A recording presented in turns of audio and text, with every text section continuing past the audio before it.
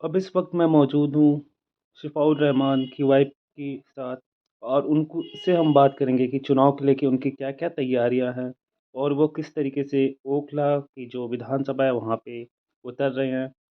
सबसे पहले तो मैं इनका तारुफ़ कराऊँगा। आप ओखला टाइम्स के देखने वालों को आप अपना तारुफ़ कराएँ। अस्सलाम वालेकुम। जैसा कि मेरे ये छोटे भाई मेरा तारुफ़ करवा चुके हैं, पर मैं भी अपने तौर पे आपको बता देती हूँ कि मैं शिफ़ा और रहमान जो सीएनआर से अक्यूज़्ड हैं और बेकसूर हैं, उनकी अहलिया नूरीन फ़ातिमा हूँ और बेसिकली मैं संभल से हूँ और शिफ़ा का तो आप लोगों को पता है वो सटला से बिलॉन्ग करते हैं। और जहाँ तक मुझे लगता है ओखला की आवाम के लिए मुझे इससे ज़्यादा तारुफ़ की ज़रूरत नहीं है। शिफ़ा एक वेल नोन फ़ेस हैं, लोग जानते हैं शिफ़ा को, अब से नहीं काफ़ी टाइम से। शिफ़ाउर रहमान के सोशल वर्क के काम को लेके आपका क्या कहना है?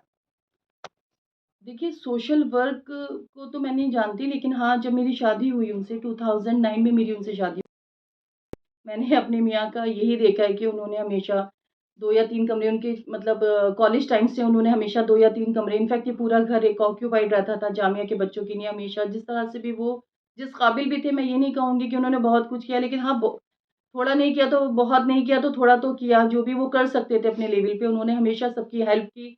आधी-आधी रात को मैंने उनका देखा है कि वो जाके हॉस्पिटल खड़े हो जाते थे, अगर जामिया का उन्होंने नाम सुन लिया, ओखला के किसी बंदे का नाम सुन लिया कि वो परेशान है, किसी का इंतकाल हो गया है, किसी को मदद की ज़रूरत है, कोई हॉस्पिटल में, तो वो हमेशा मैंने उनको ये देखा।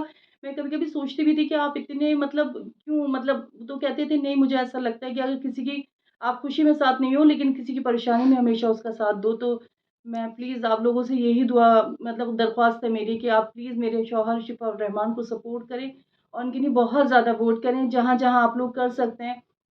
क्योंकि मैं इसके लिए बिल्कुल नई हूँ, मुझे कुछ नहीं पता, हो सकता है मैं कुछ कम या ज़्यादा भी बोल जाऊँ। लेकिन प्लीज़ मेरी उन गलतियों को नज़रअंदाज़ करते हुए आप लोग प्लीज़ मेरे शौहर शिफ़ा उर रहमान के लिए वोट कीजिए क्योंकि हमें इसकी बहुत सख्त ज़रूरत है। लगता है कि ओखला की जो आवाम है वो आपका साथ देगी? इंशाल्लाह बिल्कुल देगी। कि बताए मतलब मुझे लोगों का बहुत पॉज़िटिव एटीट्यूड दिखा है, पॉज़िटिव रिएक्शंस दिखे हैं, तभी मैं इतने आगे मतलब इतना बड़ा फ़ैसला होता है।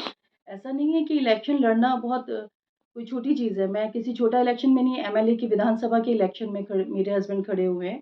तो ज़ाहिर-सी बात है बिना लोगों के सपोर्ट के तो मैं इतना बड़ा डिसीज़न मेरे हस्बैंड नहीं लेते जेल से, वो भी जबकि हम इतना सब कुछ झेल चुके हैं। लेकिन हाँ, ये हकीकत है कि खुदा ना ख़ास्ता हमें वो सपोर्ट नहीं मिलता है।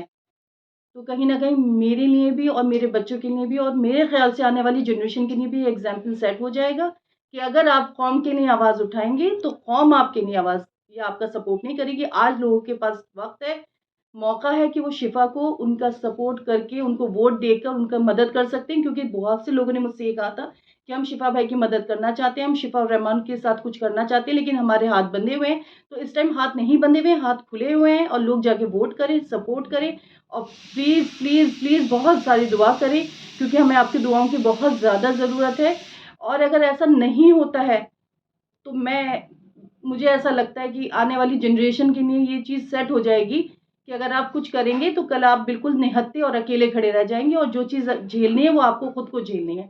तो फिर कोई किसी कौम के लिए या किसी बंदे के लिए किसी बुराई पर आवाज़ नहीं उठाएगा। वो दबकर चुपचाप होकर जो लोगों का इंटेंशन है कि ऐसे एग्ज़ाम्पल सेट कर दो इन लोगों को जेलों में डाल के, तो वो शायद मेरे ख़्याल से उस चीज़ में उन लोगों को कामयाबी मिल जाएगी। आपके मैनिफेस्टो में क्या-क्या है? मैनिफेस्टो तो देखिए ऐसी चीज़ है जो पार्टी डिसाइड करती है, इस चीज़ पे मैं कोई कमेंट नहीं करना चाहूँगी। अ, ओखला में आपने आखिर असदुद्दीन ओवैसी की पार्टी से क्यों लड़ना चाहा और क्यों आए सामने? उन्होंने ओवैसी साहब की पार्टी से क्यों आए सामने, ये मुझे लगता है कि और पार्टीज़ हम लोगों को टिकट देने में बहुत ज़्यादा खौफ़ज़दा हैं। और पार्टीज़ को ये खौफ़ है कि कहीं ऐसा ना हो आप देख नहीं रहे हैं आजकल न्यूज़ चैनल्स पे कैसे चल रहा है, दंगा आरोपी, ऐसा लगता है पता नहीं क्या दंगे किए हुए हैं। लोग उसको अब देखिए ना आप संभल में आजकल जो हालात है, संभल में आप देखिए कि बहुत सारी चीज़ों को लोग अवॉइड कर देते हैं, मतलब लोग नहीं, जो हमारा प्रशासन है, जो और लोग हैं, वो नज़रअंदाज कर देते हैं। मुस्लिम की हुई एक ज़रा-सी गलती को बहुत हाइलाइट किया जा रहा है। तो आपको ऐसे हालात में लगता है कि कोई पार्टी से हम किसी भी चीज़ की तवक्को रखते हैं? लेकिन कम से कम ओवैसी साहब हमें वो उम्मीद दे रहे हैं, उन्होंने एनआरसी के लिए भी आवाज़ बुलंद की है। आज के हालात में देखिए ज़िया और इकबाल महमूद साहब के बेटे के अलावा कौन-सी पार्टी है जो संभल के नहीं बोल रही है ओवैसी साहब के अलावा? यूसीसी के लिए वो बोले, एनआरसी के लिए वो बोले, संभल के लिए बोले, आप कहाँ-कहाँ लोगों की आज़माइश लेंगे? और कहाँ तक लेंगे? और कौन-सी पार्टी ऐसी जो पूरी तौर पे मुस्लिम्स के लिए बहुत ही फ़ायदेमंद रही हो जिस ज ज आप खुद बताइए, किसी पार्टी ने आज तक कोई ऐसा बेनिफिट पहुँचाया है मुसलमान को, जो मुसलमान बेखौफ होकर बोले? आपके इस चुनाव में क्या-क्या मुद्दे हैं, जिनको लेके आप आ रहे हो लड़ने? चुनाव में एज़ सच मुद्दे तो मैं नहीं कहूँगी मुद्दे, जो प्रॉब्लम मैंने फ़ेस किए हैं क्योंकि ज़ाहिर-सी बात है, मैं हूँ या जो भी जितने भी अक्यूज़्ड हैं, जो बेकसूर कैदी जेलों के अंदर हैं, जैसे शर्जिल है, मीरान है और उमर हैं, आसिफ भाई हैं सॉरी मीरान हैं और खालिद सैफ़ी साहब हैं। तो ज़ाहिर-सी बात है उनकी फ़ैमिलीज़ ने जो फ़ेस किया है, मैंने जो फ़ेस किया है, तो बहुत सारी चीज़ें ऐसी हैं जो मुसलमान को कहीं न कहीं नेगलेक्ट किया जा रहा है, नज़रअंदाज़ किया जा रहा है। मुसलमान के लिए जो अपॉर्च्युनिटीज़ हैं वो एक तरह से बंद कर दी गई हैं हर तरीके से, वो अपनी लिए आवाज़ नहीं उठा सकता, वो अपने लिए कुछ बोल नहीं सकता। आज के टाइम पे आप एक ट्वीट भी करते हो तो वो बवंडर मच जाता है। और लोग आके हमको मार कर भी जाएँ तो हमारी मतलब और लोग मैं किसी पर्टिकुलर रिलीजन या रीजन का नाम नहीं लूँगी लेकिन और लोगों के लिए हर तरह की छूट है और मुसलमानों के लिए कहीं न कहीं बहुत सारी बाउंड्रीज़ सेट कर दी गई हैं, जो बाउंड्रीज़ मुझे लगता है नहीं होनी चाहिए। तो अगर मैं या मेरे मतलब मैं क्या मेरे शौहर इस चुनाव को जीतते हैं और इंशाअल्लाह अल्लाह की ज़ात से पूरी उम्मीद है कि हम जीतेंगे। क्योंकि लोगों के सपोर्ट से ही हम इतना आगे आज बढ़े हैं क्योंकि हमारे माइंड में कहीं भी ये चीज़ सेटअप नहीं थी कि हमें इलेक्शन लड़ना है या हमें इलेक्शन में जाना है लेकिन 5 साल हम लोगों ने वो चीज़ें बर्दाश्त की और इंतज़ार किया कि कहीं से कोई उम्मीद या कोई पार्टी हमें अप्रोच करे या हमारे लिए आवाज़ उठाए या हमारे लिए कोई मदद की ज़रिया बने। लेकिन हम लोग जब थक हार गए तो हमें एक पार्टी एमआईएम से एक उम्मीद नज़र आई तो हम मुझे लगता है कि हम उस साइड जाए ना, हम किसी भी पार्टी को अच्छा या बुरा पहले ही डिसाइड कर लेते हैं। जब तक हम किसी को नहीं बरतते, हम उसको बुरा या अच्छा नहीं कह सकते।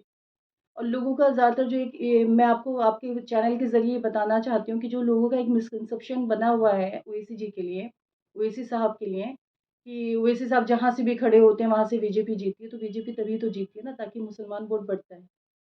आज आम आदमी पार्टी की जो भी या कांग्रेस रही हो, जो भी रही हो, वो आज अगर ओखला में सर्वाइव करी है, तो वो मुसलमानों की वजह से करी है।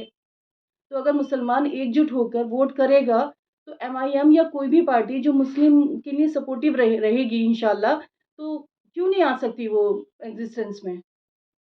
तो इंशाअल्लाह जो बेसिक मुद्दे हैं, सफाई का है, ट्रैफ़िक का है और बहुत सारी चीज़ें ऐसी हैं जो मैं आपसे नहीं कह सकती, जब करूँगी तो इंशाअल्लाह वो आप लोगों को ज़ाहिर हो जाएँगी। और मैं नहीं कहूँगी, मतलब मेरे कहने का मतलब ये है, मेरे करने से मुराद मेरे शौहर हैं, लेकिन वो इस टाइम नहीं है। उसी मजबूरी में मुझे इतना आगे बढ़ना पड़ रहा है, बोलना पड़ रहा है, वरना अगर वो होते तो शायद मुझे इन सब चीज़ों की ज़रूरत नहीं पड़ती। इन सब में क्या रोल रहा? आज़मी का जैसे आप कभी आपकी शायद अगर ताल्लुक़ हो आज जामिया के बच्चों से, तो आप उनसे पूछिएगा कि क्या रोल रहा है। आज़मी में जब से मेरे हस्बैंड प्रेज़िडेंट बने, उस टाइम से लेके आज तक एक स्कॉलरशिप प्रोवाइड की जाती है 300 साढ़े 300 बच्चों को। जो बच्चे ऐसे हैं जो डिज़र्विंग हैं और कैपेबल हैं, लेकिन किसी माली हाथ के रहते वो नहीं आगे अपनी पढ़ाई कंटिन्यू कर पाते, तो उन बच्चों के लिए और स्कॉलरशिप आज़मी प्रोवाइड करती है। तो मुझे लगता है ये बहुत बड़ा इनिशिएट है, ये बहुत और ये इनिशिएट शिपा की ही तरफ से सबसे पहले जो शुरुआत हुई थी, वो शिपा की ही प्रेज़िडेंटशिप में हुई थी और शिपा ने इन सब चीज़ों को शुरू किया था।